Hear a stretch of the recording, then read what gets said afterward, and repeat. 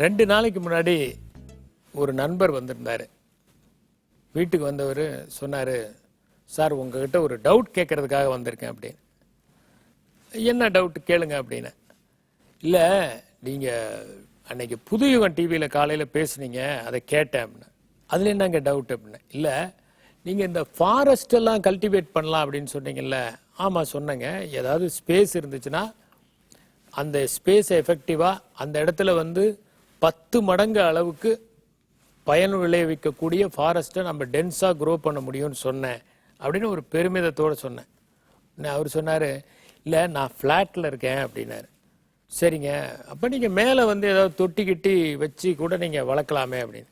இல்லை, எனக்கு மேலே நான் 2nd ஃப்ளோரில் இருக்கேன், அது 8 ஸ்டோரி பில்டிங்கு, அதனால் நான் வளர்க்க முடியாது. சரி, வாசலில் எங்கெங்கே வளர்க்க முடியும்? சரி, சைடில் ஏதாவது சிட் அவுட், அதெல்லாம் எதுவுமே இல்லைங்க, எல்லாம் கச்சிதமாக கட்டியிருக்காங்க. சரி, இப்போ அதுக்கு நான் என்ன பண்ணணுங்கிறீங்க? நான் உங்களுக்கு வேறு ஏதாவது அந்த மாதிரி இருக்கிற வீடு வாங்கி தர முடியுங்கிற நம்பிக்கையில் வந்திருக்கீங்களான்னு. இல்லை, இதெல்லாம் நீங்கள் பொதுவாக சொல்கிறீங்க, எங்களை மாதிரி இருக்கிறவங்க சுற்றுச்சூழலுக்கு என்ன கான்ட்ரிபியூட் பண்ண முடியும் அப்படின்னாரு. உங்களை மாதிரி இருக்கிறவங்களும் சுற்றுச்சூழலுக்கு கான்ட்ரிபியூட் பண்ண முடியும் அப்படின்னு. எப்படி கான்ட்ரிபியூட் பண்ண முடியும்? 3 6 தாங்க அப்படின்னு. என்ன அப்படின்னாரு. ஃபஸ்ட்டு ரெட்யூஸ், 2வது ரீயூஸ், 3வது ரீசைக்கிள் அப்படின்னு. ரெட்யூஸ், ரீயூஸ், ரீசைக்கிள் கொஞ்சம் விளக்கமாக சொல்லுங்கன்னாரு. முதல்ல நாம் பயன்படுத்துறதுல எவ்வளவு தூரம் சிக்கனமாக பயன்படுத்த முடியுங்கிறது ஒரு முக்கியமான ஒரு விஷயங்க. என்ன எதை சிக்கனமாக பயன்படுத்தணுங்கிறீங்கன்னாரு. ஒரு தண்ணியவே எடுத்துக்கங்களேன். தண்ணி எப்படிங்க சிக்கனமாக பயன்படுத்த முடியும்? குளிக்கக்கூடாதுங்கிறீங்களா? குளிக்கக்கூடாதுன்னு சொல்லிங்க. ஒரு உதாரணத்துக்கு நீங்கள் சேவ் பண்ணுறீங்கன்னு வச்சுக்கோங்க. நம்ம என்ன பண்ணுறோம்? டேப்பை திறந்துடுறோம். டேப்பை திறந்துட்டு நாம் பாட்டுக்கு அந்த முழுசாக சேவ் பண்ணுற வரைக்கும் அந்த தண்ணி பாட்டுக்கு ஓடிக்கிட்டே இருக்குது. நம்ம பாட்டுக்கு தண்ணியை வேஸ்ட் பண்ணிக்கிட்டே இருக்கோம் இல்லையா? அதுக்கு பதிலாக நாம் தேவையான போது மட்டும் டேப்பை திறந்துக்கிட்டு அந்த தண்ணியை சிக்கனமாக பயன்படுத்தலாம். அதுக்கப்புறம் அந்த தண்ணியை நாம் 2வது ரீயூஸ் பண்ணலாம். எப்படி ரீயூஸ் பண்ணலாங்கிறீங்க? அந்த தண்ணியெல்லாம் சேர்ந்து அதை ஃபில்ட்ரு பண்ணி அதை நாம் என்ன பண்ணலான்னாக்க ஏதோ வேற ஒரு ஆக்டிவிட்டிக்கு நம்ம பயன்படுத்தலாம். ஒரு உதாரணத்துக்கு டாய்லெட்டில் ஃப்ளஷ் பண்ணுறதுக்கு அதை பயன்படுத்தலாம். 3வது ரீசைக்கிள் பண்ணலாம். ரீசைக்கிள்னாக்க இப்போ ஒரு உதாரணத்துக்கு சில தண்ணியெல்லாம் நம்ம ரீசைக்கிள் பண்ண முடியும். ஒரு உதாரணத்துக்கு மழை பெய்யுதுனாக்க அந்த தண்ணியை நம்ம ரீசைக்கிள் பண்ணலாம். அதுக்கு தான் வாட்டர் ஹார்வெஸ்டிங் டெக்னாலஜி. இது மாதிரி நம்ம பண்ணலாமே. இந்த ரெட்யூஸை தண்ணிக்கு மட்டும் தான் பயன்படுத்த முடியுமா? எல்லாத்துலேயுமே பயன்படுத்தலாமே.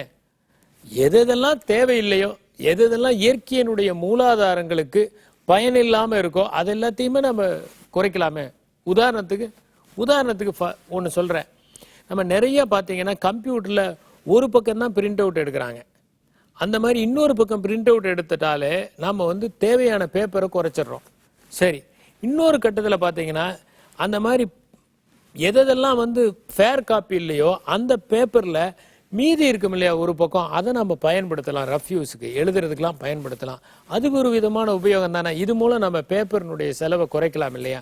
தேவையில்லாமல் ஃபேக்ஸ் அனுப்ப வேணாம், தேவையில்லாமல் நம்ம பேப்பரை யூஸ் பண்ண வேணாம். இதெல்லாமே செலவு பண்ணுறதை குறைக்கிறதுக்கான ஒரு ஐடியா தானே அப்படின்னு. ஆமாம், அதுவும் கரெக்டு தான், பேப்பரை குறைக்கலாம். ஆமாம், இந்த ரீயூஸ்னு சொன்னீங்களே, அது எப்படி? இந்த உலகத்தில் எதுவுமே வீணாகிறது இல்லை. எல்லாத்தையுமே ஏதோ ஒரு பயன்பாட்டுக்கு பயன்படுத்திக்கலாம். ஒரு உதாரணத்துக்கு நான் ஒன்று படித்தேன், அது ரொம்ப இன்ட்ரெஸ்டாக இருக்கும் அப்படின்னு. என்ன அப்படின்னு, ஒருத்தர் என்ன பண்ணியிருக்காரு, தன்னுடைய பெட் ஸ்ப்ரெட்டுக்கு ஒரு பெட் ஸ்ப்ரெட் வாங்கியிருக்காரு. வாங்கின உடனே அந்த பெட் ஸ்ப்ரெட்டை போட்ட உடனே அந்த ஏற்கனவே உபயோகப்படுத்தியிருக்கிற பெட் ஸ்ப்ரெட் இருக்கு பாருங்க, அதை எடுத்து என்ன பண்ணியிருக்காருன்னா கீழே இந்த கர்டன் துணிக்கு போட்டிருக்காரு. கர்டன் துணியை போனோன்னா அந்த கர்டன் துணி இருக்குல்ல, அதை எடுத்து என்ன பண்ணியிருக்காரு, டோர் மேட்டை கட் பண்ணி போட்டிருக்காரு. இப்போ ஏற்கனவே இருந்த டோர் மேட்டை கட் பண்ணி அந்த மாப்பிங் ஸ்டிக்கு யூஸ் பண்ணிக்கிட்டாரு.